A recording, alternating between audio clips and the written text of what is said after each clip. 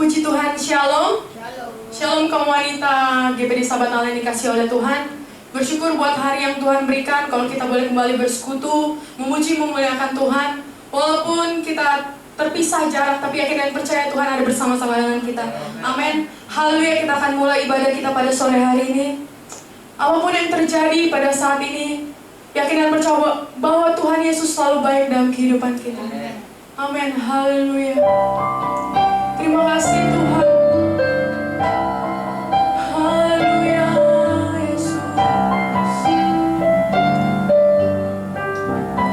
Terima kasih. Apapun yang terjadi di dalam hidupku, selalu ku berkata, Tuhan Yesus baik dalam segala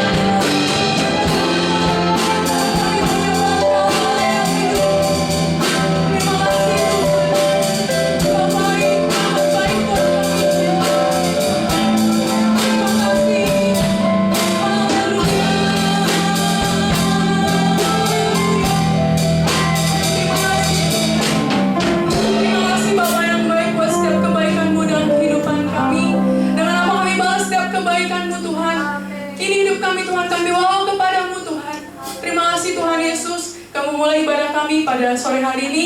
Kami yakin dan percaya Tuhan ada bersama-sama dengan kami, mengurapi setiap kami, biar kami mendapat kekuatan baru di setiap pujian penyembahan kami. Terima kasih Bapa, di dalam nama Tuhan Yesus. Haleluya. Amin. Puji Tuhan. Tuhan Yesus baik, teramat baik buat kita. Amin. Tiada berkesudahan kasih setiamu Tuhan. Haleluya.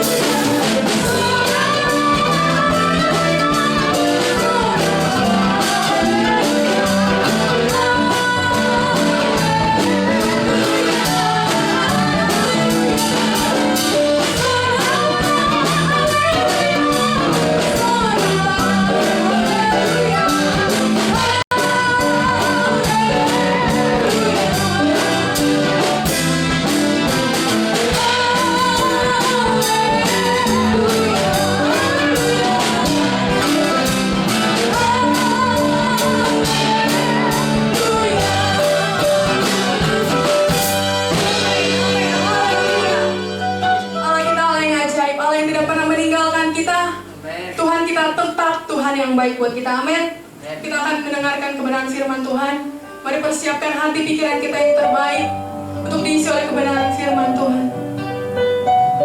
Terima kasih Tuhan, kami mengasihi Engkau Tuhan. Haleluya Yesus.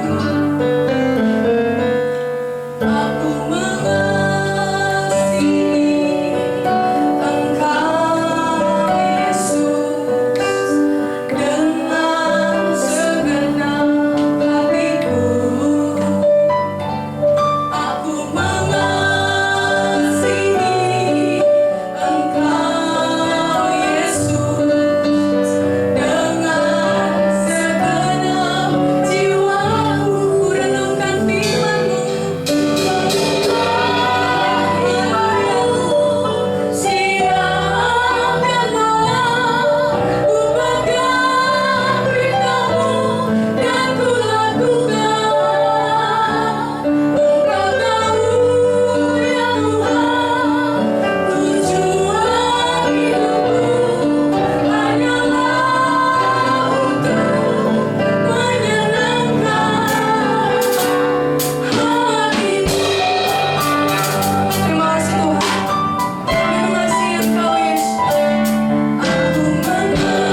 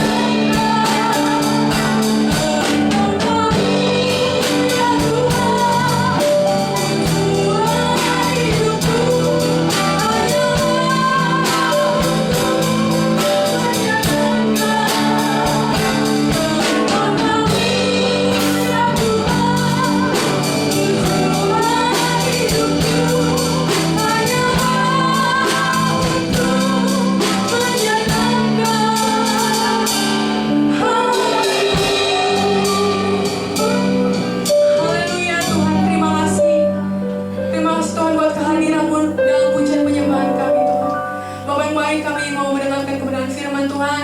Kiranya Tuhan memberkati hamba-Mu yang sudah dipersiapkan untuk memberitakan kebenaran firman Tuhan buat kami semua. Biarlah firman Tuhan yang kami dengar boleh bertumbuh, berbuah, berakar dalam kehidupan kami. Terima kasih Bapa yang baik, kami siap menyambut kebenaran firman-Mu dengan penuh sukacita di dalam nama Tuhan Yesus. Haleluya, amin. Puji Tuhan, selamat sore untuk ibu-ibu kaum wanita di GPDI Sahabat Allah. Saya bersyukur boleh mendapat kesempatan pada sore hari ini untuk menyampaikan kebenaran firman Tuhan. Berterima kasih untuk kepercayaan Bapak Gembala yang mengizinkan saya untuk berbicara dari kebenaran firman Tuhan. Haleluya. Sore ini kita mendapat sebuah tema yang berjudul bergiat dalam berkorban. Bergiat, giat, kata giat itu berarti ada unsur rajin, bergairah, dan bersemangat. Berbicara juga tentang perbuatan usaha. Usaha untuk kita dapat melakukan apa yang baik. Berusaha dengan rajin, aktif, terus menerus melakukan hal berkorban. Namun dalam kata berkorban agak berbeda dengan berbuat baik. Namun di dalam berbuat baik, kita pun melakukan hal korban. Berkorban itu berbicara tentang melepaskan hak kita. Mari kita membuka suatu contoh dari Alkitab yang tertulis di dalam Markus 14 ayat yang ketiga sampai ke-9. Markus 14 ayat yang ketiga sampai yang ke-9 dituliskan di sini tentang Yesus diurapi. Ketika Yesus berada di Betania, di rumah Simon si Kusta, dan sedang duduk makan, datanglah seorang perempuan membawa suatu buli-buli pualam berisi minyak narwastu murni yang mahal harganya. Setelah dipecahkannya, leher buli-buli itu, dicurahkannya minyak itu ke atas kepala Yesus. Ayat keempat, ada orang yang menjadi gusar dan berkata, seorang kepada yang lain, untuk apa pemborosan minyak narwastu ini? Sebab minyak ini dapat dijual 300 dinar lebih dan uangnya dapat diberikan kepada orang-orang miskin. Lalu mereka memarahi perempuan itu. Ayat 8. Ayat 6. Tetapi Yesus berkata, biarkanlah dia. Mengapa kamu menyusahkan dia? Ia telah melakukan suatu perbuatan baik padaku. Karena orang-orang miskin selalu ada padamu, dan kamu dapat menolong mereka bila mana kamu menghendakinya. Tetapi aku tidak akan selalu bersama-sama dengan kamu. Ia telah melakukan apa yang dapat dilakukannya.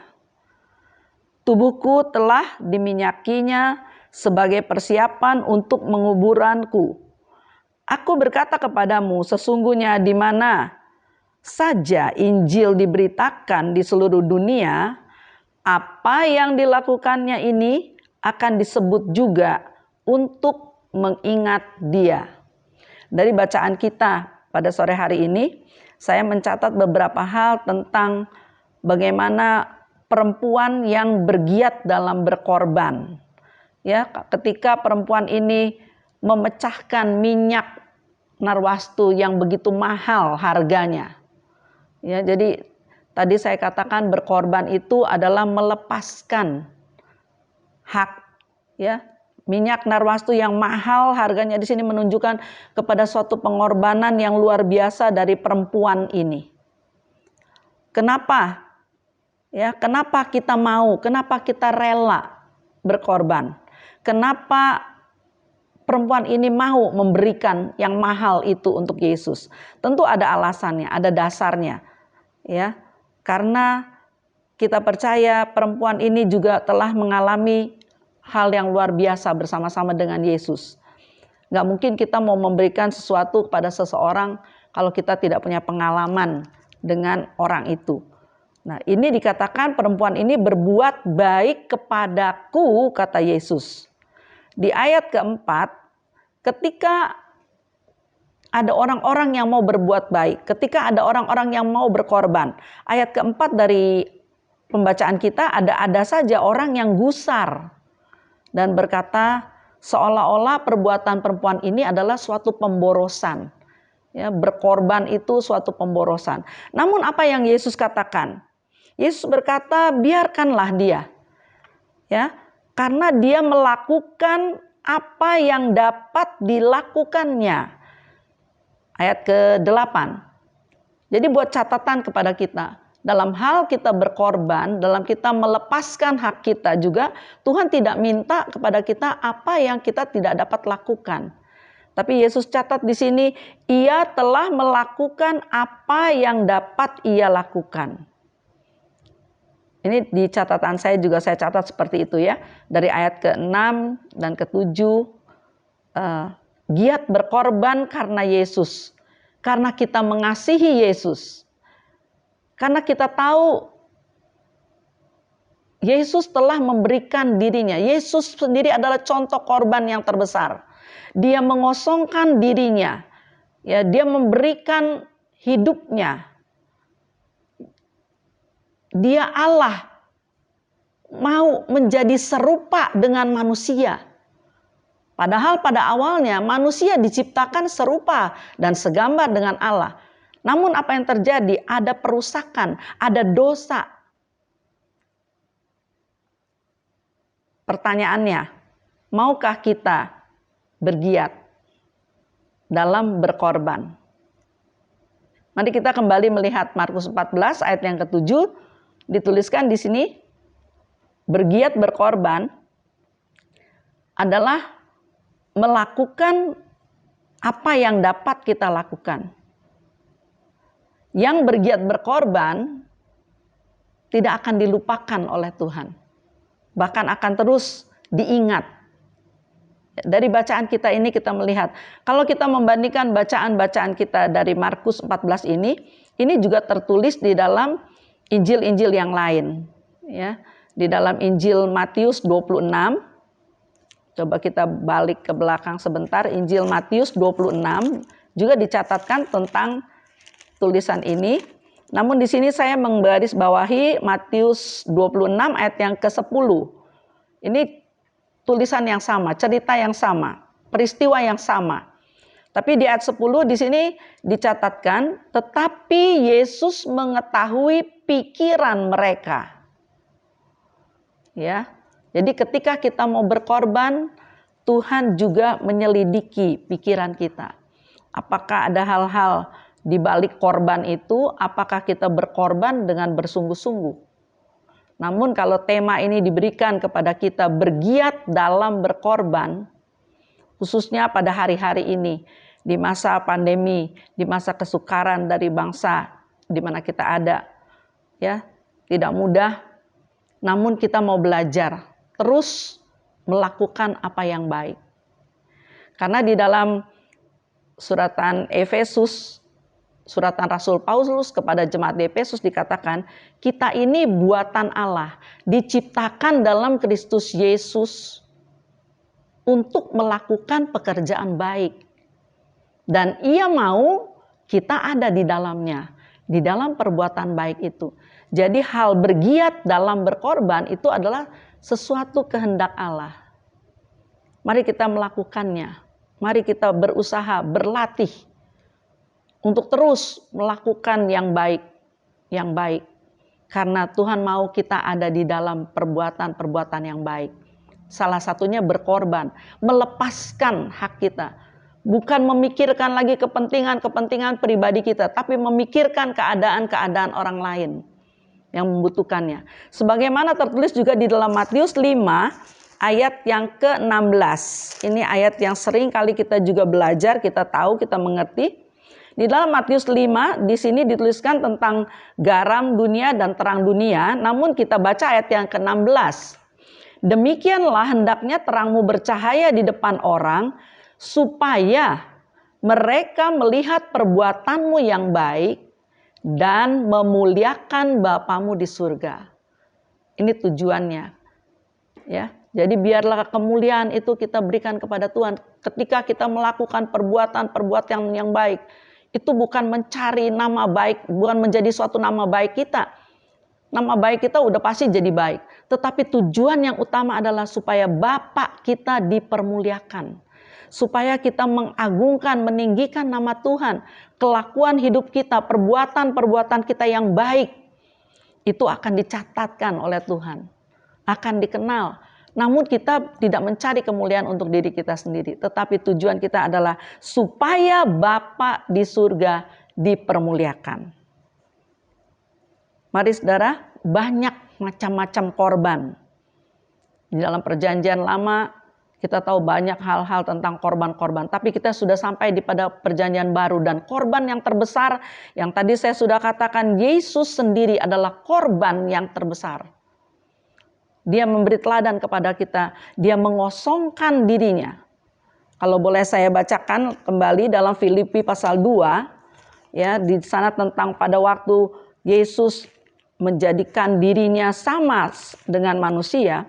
Filipi pasal 2. Saya mau bacakan ini ayat ke-1 sampai ke-10 ya, biar cepat. Tapi ayat-ayat ini mendorong kita untuk kita mengerti sebagaimana korban Yesus.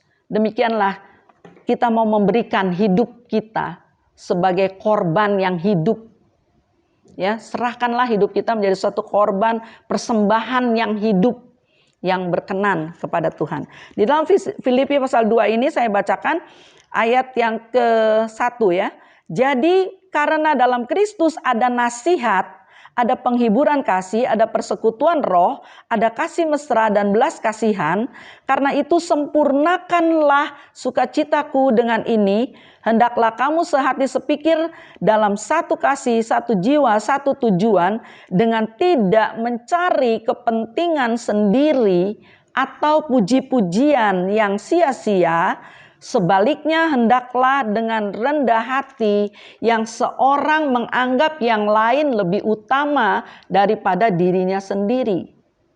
Dan janganlah tiap-tiap orang hanya memperhatikan kepentingannya sendiri, tetapi kepentingan orang lain juga.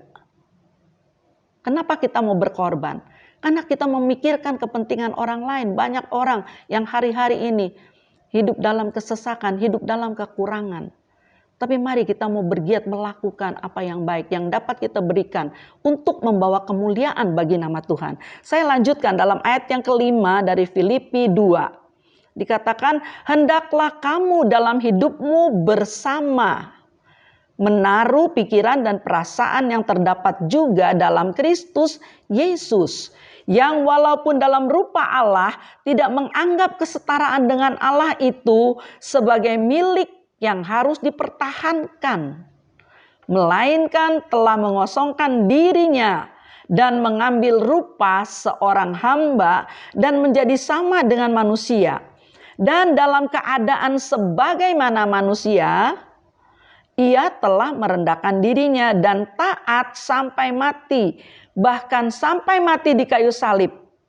Itulah sebabnya Allah sangat meninggikan dia dan mengaruniakan kepadanya nama di atas segala nama, supaya di dalam nama Yesus bertekuk lutut segala yang ada di langit dan yang ada di atas bumi dan yang ada di bawah bumi, dan segala lidah mengaku Yesus Kristus adalah Tuhan, bagi kemuliaan Allah Bapa. Inilah tujuan kita. Bagaimana kita mau bergiat dalam kita berkorban. Mengambil contoh Yesus. Dia mengosongkan dirinya, dia tidak menganggap kesetaraannya sebagai Allah, yang sebagai milik yang harus dipertahankan. Tetapi dia merendahkan dirinya dan taat sampai mati di kayu salib untuk menebus segala dosa dan kesalahan manusia. Namun apa yang dapat kita lakukan? Kita mungkin tidak berkorban seperti Yesus sampai menyerahkan nyawa kita buat orang lain. Tetapi hari-hari ini kita perlu memperhatikan kepentingan-kepentingan orang lain daripada kepentingan-kepentingan pribadi kita. Kita bersyukur kepada Bapak Gembala yang telah memberikan tema ini bagi kita, bagi kaum wanita, untuk terus bergiat dalam berkorban. Dan kita telah mengambil contoh tadi kepada seorang perempuan yang telah memberikan minyak narwastu yang begitu mahal harganya untuk mengurapi Yesus, karena mereka mengasihi Yesus. Saya tidak tahu apa yang ada pada kita, tapi biarlah hari-hari ini mari kita memeriksa apa yang ada pada kita. Mari kita berikan sebagai suatu persembahan kepada Tuhan. Mazmur 50 ayat yang ke berapa ya, saya lupa. Mazmur 50 dikatakan, barang siapa mempersembahkan syukur sebagai korban. Tadi saya katakan ada macam-macam korban. Ada korban syukur, ya. Dan kalau kita berbicara tentang korban syukur, kita mesti belajar dari Ibrani 13 ayat yang ke-15. Korban syukur itu korban apa sih? Ya. Ibrani 13 ayat yang ke-15. Korban syukur itu adalah korban ucapan bibir yang memuliakan Tuhan. Jadi bibir kita, ucapan-ucapan kita juga adalah ucapan-ucapan yang harus memuliakan Tuhan. Kita rajin bergiat berkorban ya, memberikan segala sesuatu yang kita miliki, kita bagi-bagikan kepada orang lain. Tetapi juga sudah Tan Korintus dikatakan, sekalipun kita membagi-bagikan segala sesuatu, tapi kalau kita tidak melakukannya di dalam kasih, itu adalah kosong. Ya, di sini dikatakan tentang korban ucapan bibir. Jadi bibir kita juga perlu dilatih supaya kita terus melakukan hal yang berkenan di hadapan Tuhan. Saya bacakan Ibrani 13 ayat yang ke-15 dituliskan, sebab itu marilah kita oleh Dia, oleh Yesus Kristus senantiasa mempersembahkan korban syukur kepada Allah, yaitu ucapan bibir yang memuliakan namanya. Jadi ketika kita bergiat melakukan korban-korban kita, apa yang kita berikan, biarlah kita berikan itu kepada Tuhan, seperti kepada Tuhan. Sehingga orang lain yang melihat perbuatan kita yang baik, mereka boleh memuliakan Tuhan. Mereka ikut memuliakan Tuhan. Dan ayat yang terakhir yang saya siapkan adalah di dalam Mazmur 50. Tadi ya saya sudah sebutkan ya, Mazmur 50 ayat yang berapa ya, saya lupa nih. Maaf, Mazmur 50 dikatakan siapa yang mempersembahkan syukur. Karena tadi Ibrani 13 berkata mempersembahkan korban syukur. Mazmur 50 sebentar, ayat yang ke-23. Ya. Mazmur 50 ayat yang ke-23. Siapa yang mempersembahkan syukur sebagai korban, ia memuliakan aku. Siapa yang jujur jalannya, keselamatan yang dari Allah akan kuperlihatkan kepadanya. Amin. Mari kita berdoa, ibu-ibu. Kita mau serahkan hidup kita kepada Tuhan. Biarlah Tuhan memakai kita untuk menjadi alat-alat di dalam tangan Tuhan, bergiat dalam berkorban. Ku telah mati dan tinggalkan cara hidupku yang lama. Semuanya sia-sia dan tak berarti lagi. Hidup ini ku letakkan pada mezbamu ya Tuhan. Jadilah padaku seperti yang Kau ingini. Mari kaum wanita kita naikkan pujian ini. Katakan, hidup ini ku letakkan pada mezbamu ya Tuhan. Jadilah padaku seperti yang Kau ingini. Jadilah padaku seperti yang Kau ingini.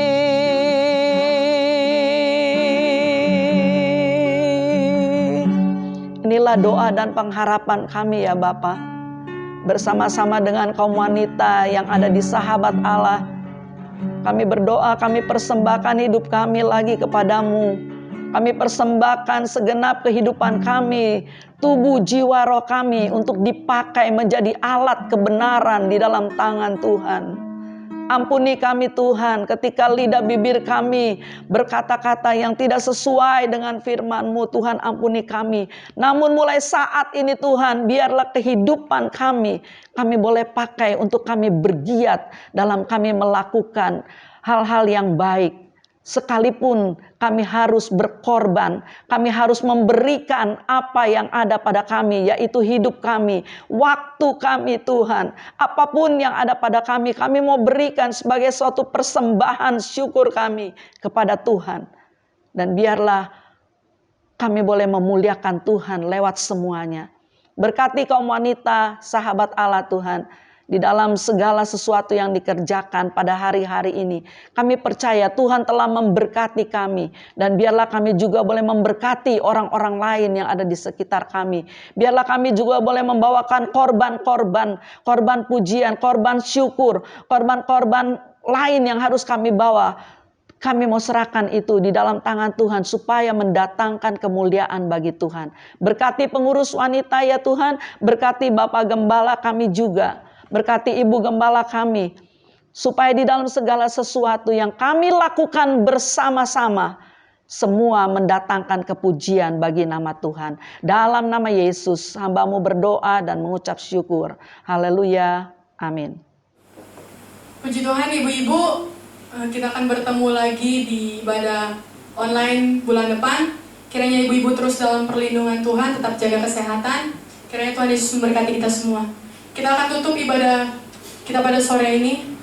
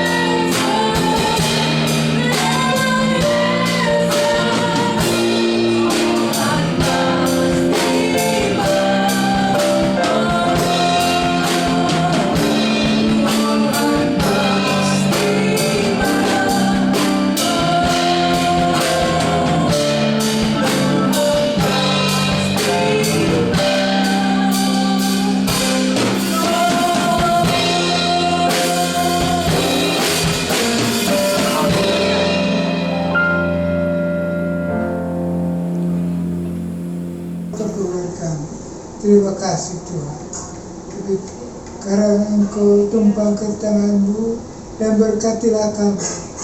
Kami pulang, wanita pulang dengan membawa berkat dari Tuhan. Kasih Tuhan, terimalah berkat dari Bapa, yaitu Allah Bapa, Allah Anak dan Roh Kudus, di dalam nama Tuhan Yesus Kristus. Amin.